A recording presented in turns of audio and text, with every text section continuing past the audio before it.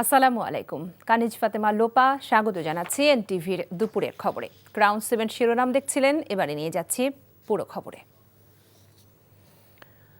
গণভোটেই নির্ধারিত হবে আগামীতে সংবিধান কেমন হতে যাচ্ছে। মন্তব্য করে প্রধান উপদেষ্টা ডক্টর মোহাম্মদ ইউনূস বলেছেন, অতীতের ভুল থেকে বের হতে তৈরি করা হয়েছে জুলাই ঘোষণাপত্র। অভ্যুত্থান শুধুমাত্র স্বৈরশাসককে উচ্ছেদের জন্য নয়, কল্পনার বাংলাদেশ নির্মাণের লক্ষ্যে হয়েছিল উল্লেখ করে প্রধান উপদেষ্টা বলেন, উদ্যোক্তা তৈরিতে পরিবর্তন আনতে হবে শিক্ষা ব্যবস্থায়। রিপোর্টে আরও জানাচ্ছেন শফি মাহমুদ সাগর। রাজধানীর একটি হোটেলে উচ্চশিক্ষার বর্তমান অবস্থা ও ভবিষ্যৎ দিক নির্দেশনা 2026 শীর্ষক 3 দিনব্যাপী দক্ষিণ এশীয় আঞ্চলিক সম্মেলনের উদ্বোধন করেন প্রধান উপদেষ্টা ডক্টর মোহাম্মদ ইউনূস। প্রধান অতিথির বক্তব্যে বলেন, দক্ষিণ এশিয়ার দেশগুলোর শিক্ষা সংস্কৃতি সম্পর্ক উন্নয়নে সার্কের ভূমিকা অত্যন্ত গুরুত্বপূর্ণ। আঞ্চলিক সংস্থাটিকে আবারও শক্তিশালী করার উপর জোর দেন তিনি। SARC is a word is forgotten. That's a shame on us. This was supposed to be the idea of SARC, that we get together and make exchanges and learn from each other. For some very difficult to understand reason, we have to stop that. And ever since I has taken the responsibility in the government, I'm repeatedly reminding that we must get back to SARC. জাতীয় নির্বাচন দরজায় কড়া নাড়ছে উল্লেখ করে doctor Yunus বলেন, আগামীর বাংলাদেশ কেমন হবে তা নির্ভর করছে গণভোটের ফলাফলের উপর। জুলাই যোদ্ধারা রাজনৈতিক দল গঠন করে নির্বাচনে অংশ নেয় তিনি আনন্দিত জানিয়ে আশা প্রকাশ করেন, তরুণদের অনেকেই নির্বাচিত হবে। They created their own charter, July Charter, to undo everything that we are stuck up with. So there will be referendum to adopt what the future constitution of Bangladesh should be like. Because they felt the root of all the trouble is the constitution. They have formed their own political party, and very soon, on the 13th of February, they will be on the ballots. বর্তমান শিক্ষা ব্যবস্থায় চাকরি প্রত্যাশীদের সংখ্যাই শুধু বাড়ছে সমালোচনা করে প্রধান উপদেষ্টা বলেন, উদ্যোক্তা তৈরি করতে পারবে এমন শিক্ষানীতি গ্রহণ করা উচিত। We learn how to write a good application for a job. That's the mismatch. I hope we could debate and discuss what education should be. Students have not raised that issue yet. They're so busy with the political issues. But someday they will raise that issue. What is education? Why are you teaching this? Who needs it? উচ্চশিক্ষা বিষয়ক এই আঞ্চলিক conference চলবে আগামী 15ই জানুয়ারি পর্যন্ত। শফি মাহমুদ সাগর, NTV news, Dhaka. July সনদ বাস্তবায়ন ও গণভোটের বিষয়ে রাজনৈতিক দলগুলোর নির্বাচনী ইশতেহারে সুস্পষ্ট বক্তব্য দেখতে চায় সুশাসনের জন্য নাগরিক সুজন। সকালে রাজধানীর সিরডাম মিলনায়তনে সুজন আয়োজিত গণঅভ্যুত্থানের আকাঙ্ক্ষা সংস্কার ও নির্বাচনী ইশতেহার নিয়ে গোলটেবিল বৈঠকে এমন বক্তব্য উঠে আসে। এ সময় তারা আরও বলেন, রাজনৈতিক দলগুলো অঙ্গীকার পূরণে ব্যর্থ হলে জবাবদিহিতা নিশ্চিতে আদালতের কাছে যাওয়ার কথা জানিয়েছে সুশাসনের জন্য নাগরিক সুজনের প্রধান নির্বাহী ডক্টর বদিউল আলম মজুমদার।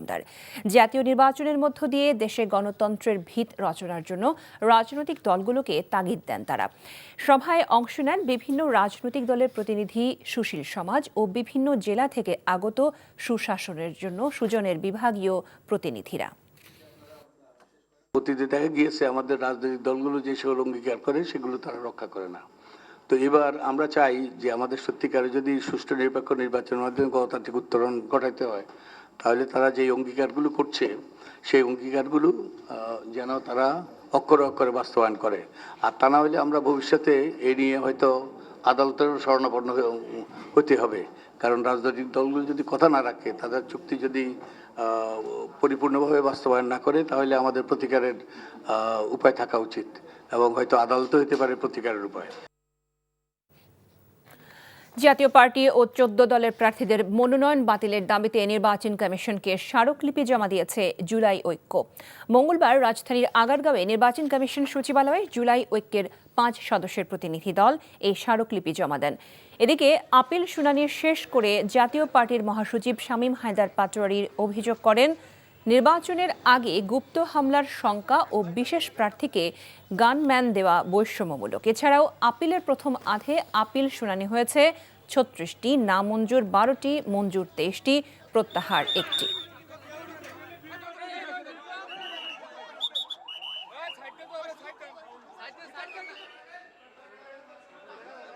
জাতীয় পার্টি 14 দল এবং ন্যাশনাল ডেমোক্রেটিক ফ্রন্ট এর যত প্রার্থী আছে সেই সমস্ত প্রার্থী যাদের মনোনয়নপত্র বৈধ হয়েছে ইতোমধ্যে তাদের প্রার্থিতা বাতিলের আমরা আবেদন জানিয়েছি। কারণ আমরা জানি যে জুলাই গণহত্যার সাথে তারা ফ্যাসিস্ট শেখ হাসিনা সরকারকে সবসময় অ্যাসিস্ট করেছে।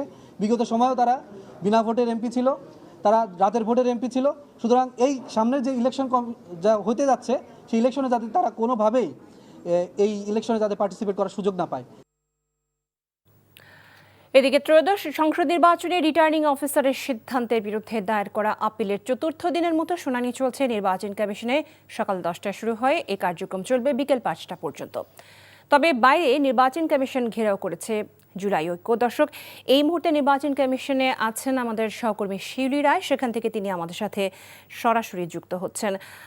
শিউলি, আপিলের বিষয়ে আপনার কাছে আজকের যে শুনানির যে তথ্য সেই সম্পর্কে আপনার কাছে কি তথ্য আছে সেটি জানতে চাচ্ছি, এবং আরও জানতে চাচ্ছি যে বিক্ষোভকারীদের আসলে দাবিটা কি নিয়ে, এবং এই বিষয়ে কমিশনের কোনো বক্তব্য কি জানতে পেরেছেন?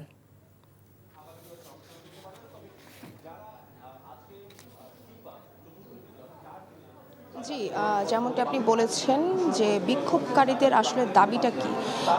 জুলাই ঐক্যের 5 প্রতিনিধি দল ইতিমধ্যেই কিন্তু নির্বাচন কমিশনারদেরকে তারা স্মারকলিপি জমা দিয়েছেন, এবং স্মারকলিপি জমা দেওয়ার পরে কিন্তু তারা সাংবাদিকদের সামনে আসেন এবং তাদের যে দাবি সেই দাবি সম্পর্কে তাদের মূলত একটি দাবি যে ফ্যাসিস্টবাদী সরকারের কোনো সহযোগীরা যেন এবারের নির্বাচনে অংশগ্রহণ করতে না পারে, এবং এইবার যদি তাদের জাতীয় পার্টি এবং 14 দলের যে প্রার্থিতা সেটি অবৈধ করার ঘোষণার জন্যই কিন্তু আসলে তারা এই স্মারকলিপিটা জমা দিয়েছে। তো আপনারা জানেন ইতিমধ্যে যে তারা প্রায় বেশ কিছু মানুষ এবার তারা আসেন, নির্বাচন কমিশন ঘেরাও করেন, এবং ঘেরাও করার পরে তারা স্মারকলিপি জমা দেন এবং শান্তিপূর্ণভাবে তারা আসলে চলেও যান। তো তাদের এর পরের দাবিটাই ছিল যে লেভেল প্লেইং ফিল্ড, যেহেতু ফ্যাসিবাদের স্বৈরাচার সহযোগী জাতীয় পার্টি এবং 14 দলের তাদের নির্বাচনে যেন তারা অংশগ্রহণ করতে না পারেন। তারা যদি অংশগ্রহণ করে থাকেন তাহলে আসলে নির্বাচনের যে লেভেল প্লেইং ফিল্ড থাকে সেই লেভেল প্লেইং ফিল্ড কিন্তু তারা বলেছে তাদের ভাষ্যমতে যে তাহলে সেই লেভেল প্লেইং ফিল্ড নির্বাচনে থাকবে না, এবং নির্বাচন তাহলে সেই আগের মতো যেরকম 2014 এবং 2018 এবং 2024 এই 3টি নির্বাচন যেরকম একচেটিয়া নির্বাচন হয়েছে সেই রকম একচেটিয়া নির্বাচন এবারও হবে।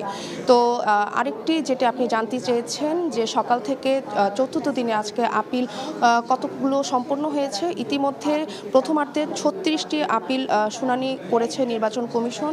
এর মধ্যে বেশ কিছু বৈধতা পেয়েছে এবং কিছুটা 7 জনের মতো নামঞ্জুর হয়েছে। তো এবং একটি অনুপস্থিত প্রার্থী রয়েছেন। তো বলা যেতেই পারে যে দুপুরের পরে দ্বিতীয়ার্ধে আরও বাকি 36টি কার্যক্রম নির্বাচন কমিশন করবেন, এবং আমরা বিকেল 5টার পরে আসলে আমরা জানতে পারবো যে মোট আসলে কতগুলো মঞ্জুর এবং নামঞ্জুর প্রার্থিতা হয়েছে, তারা মনোনয়ন পেয়েছে বা তাদের নামঞ্জুর হয়েছে। মিলি, আমরা জানছিলাম নির্বাচন কমিশনের খবর। জুলাই আগস্ট আন্দোলন চলাকালীন 22 জুলাই রাজধানীর ওসমানিয়া স্মৃতি মিলনায়তনে ক্ষমতাচ্যুত প্রধানমন্ত্রী শেখ হাসিনার সঙ্গে বৈঠক করা 25 শীর্ষ ব্যবসায়ীর বিরুদ্ধে আন্তর্জাতিক অপরাধ ট্রাইব্যুনালের চিফ প্রসিকিউটরের কার্যালয়ে অভিযোগ দাখিল করেছে বৈষম্য বিরোধী ছাত্র আন্দোলন। মঙ্গলবার বৈষম্য বিরোধী ছাত্র আন্দোলনের কেন্দ্রীয় সভাপতি রিফাত রশিদের নেতৃত্বে একটি প্রতিনিধি দল আন্তর্জাতিক অপরাধ ট্রাইব্যুনালের চিফ প্রসিকিউটরের কার্যালয়ে লিখিত অভিযোগ জমা দেন। এ সময় রিফাত রশিদ বলেন, বেক্সিমকো গ্রুপের মালিক সালমান এফ রহমানের নেতৃত্বে 22 জুলাই দেশের ব্যবসায়ীদের সঙ্গে বৈঠক করে শেখ হাসিনা। বৈঠকে এসব শীর্ষ ব্যবসায়ীরা গণহত্যায় মদদ দেয় বলে অভিযোগ করেন এই ছাত্রনেতা। এসব ব্যবসায়ীরা এখনও আওয়ামী লীগকে অর্থের যোগান দিয়ে যাচ্ছে দাবি করে তদন্তের মাধ্যমে তাদের আইনের আওতায় আনার দাবি জানান তিনি। অভিযোগটি যথাযথ গুরুত্ব দিয়ে তদন্ত করা হবে বলে জানিয়েছেন প্রসিকিউশন।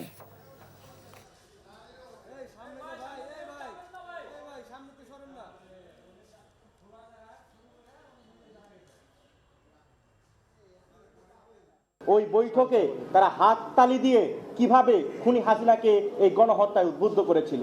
আমরা সেই ফ্যাসিবাদের এমবেলার, এই গণহত্যার ফ্যাসিলিটেটর, সেই ব্যবসায়ীদের তালিকা করে আজ আমরা আন্তর্জাতিক অপরাধ ট্রাইব্যুনালে এসে আমরা আমাদের অভিযোগ দাখিল করেছি। পে স্কেল নিয়ে পে কমিশন নিরবিচ্ছিন্নভাবে কাজ করছে উল্লেখ করে অর্থ উপদেষ্টা ডক্টর সালেউদ্দিন আহমেদ বলেছেন, যেদিন রিপোর্ট দেবে কমিশন তারপর জানা যাবে কিভাবে কি হবে। সকালে সচিবালয়ে অর্থনৈতিক বিষয়ক সংক্রান্ত উপদেষ্টা পরিষদ কমিটি এবং সরকারি ক্রয় সংক্রান্ত উপদেষ্টা পরিষদ কমিটির সভা শেষে ব্রিফিংয়ে তিনি কথা জানান। পে স্কেলটা পে কমিশনটাতে কাজ করছে, এরা একেবারেই একদম থামে নাই, তারা নিরবিচ্ছিন্নভাবে কাজ করছেন। তারা বলছেন, আমাদের সাথে যোগাযোগ করেছেন, কি করছেন না করছেন সেটা আমাদের ব্যাপার না। কমিশনের রিপোর্টটা আমি আশা করছি যে যদি পে কমিশনের বিষয়ে কালকে পরশু কথা হবে, আমি একটা ডেট ঠিক করে বলবো, পরে আপনি জানতে পারবেন। ত্রয়োদশ জাতীয় সংসদ নির্বাচনকে সামনে রেখে হবিগঞ্জ জেলা জুড়ে শুরু হয়েছে উৎসবের আমেজ। চায়ের দোকান থেকে হাটবাজার সর্বত্রই নির্বাচন কেন্দ্রিক আলোচনা। বিশেষ করে নতুন ভোটারদের মধ্যে দেখা গেছে ব্যাপক উৎসাহ। বিএনপি, জামায়াতে ইসলামের পাশাপাশি মাঠে আছেন খেলাফতে মজলিস সহ অন্যান্য দলের প্রার্থীরা। তবে নির্বাচনে লেভেল প্লেইং ফিল্ড ও নিরাপত্তা নিয়ে শঙ্কার কথা জানান প্রার্থীরা। হবিগঞ্জ থেকে সেলিম মিয়ার তথ্য ছবিতে জানাচ্ছেন ইমরুল কায়েস। হবিগঞ্জে দীর্ঘদিন পর ভোটের মাঠে ফিরেছে উৎসবের আমেজ। প্রার্থীরা নানান কৌশলে চালাচ্ছেন নিজেদের প্রচার। তবে সাধারণ মানুষের নির্বাচন কেন্দ্রিক আলোচনায় প্রাধান্য পাচ্ছে আইনশৃঙ্খলা পরিস্থিতির বিষয়টি।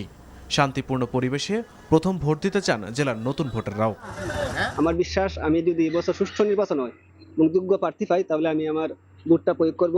আমরা চাইবো আগামী রাজনীতি হবে সুস্পষ্ট এবং এই গলদ বাধাবিহীন, অর্থাৎ বাংলাদেশের যে সেক্টরগুলো রয়েছে প্রত্যেকটা সেক্টর তার নিজস্ব গতিতে কাজ করতে পারবে। আমরা তো কোনো টাকা পয়সা চাই না, মনে হয় দেশের শান্তি দেশে চলা যা এইভাবে দেশের নিয়ন্ত্রণ কন্ট্রোল করবার লেগে। এখনো আমরা এরকম একজন প্রার্থী চাই যাতে আমাদের সাধারণ জনগণের পাশে দাঁড়ায় এবং সুখে দুঃখে তাকে।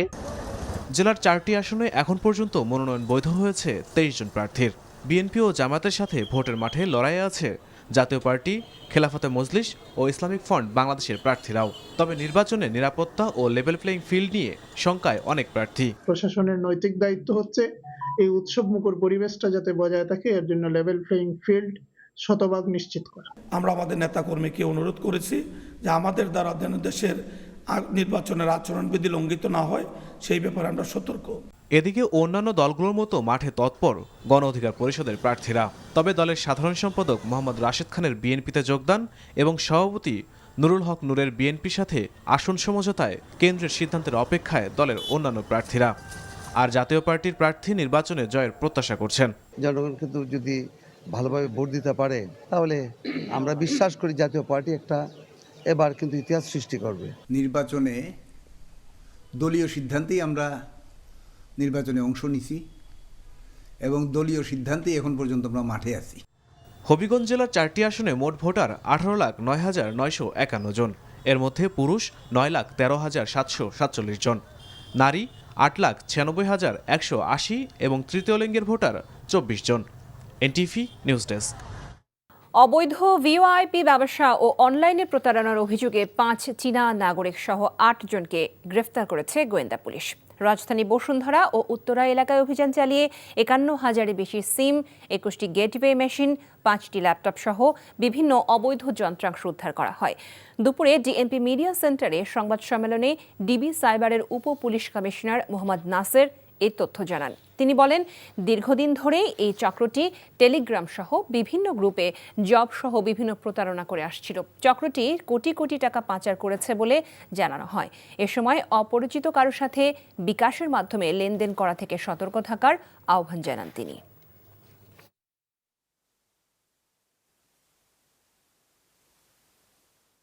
যে অপরিচিত কারোর সাথে বিকাশে লেনদেন করা যাবে না বা অন্য কোনো অ্যাকাউন্টে লেনদেন করা যাবে না অপরিচিত কারোর সাথে। এমনকি প্রলোভন দেখিয়ে কারো কারো অ্যাকাউন্ট ব্যবহার করেও এই প্রতারক চক্র বিভিন্নভাবে তাদের প্রতারণার কাজ চালিয়ে যাচ্ছে।